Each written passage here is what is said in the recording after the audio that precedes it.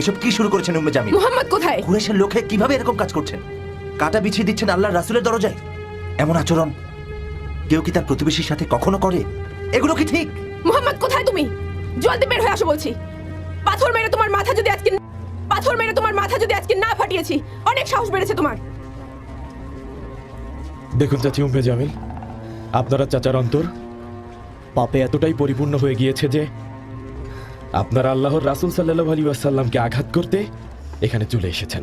আল্লাহ আপনাদের চোখে মোহর লাগিয়ে দিয়েছেন, তাই সত্যের পথ আপনারা দেখতে পাচ্ছেন না। মোহাম্মদের 2 মেয়ের সাথে আপনাদের ছেলেদের বৈবাহিক সম্পর্ক ছিন্ন করেছেন। এত আঘাত করেও আপনারা আবারও আঘাত করতে চাইছেন। তুমি কি বলতে চাও ভাতিজা জাফর?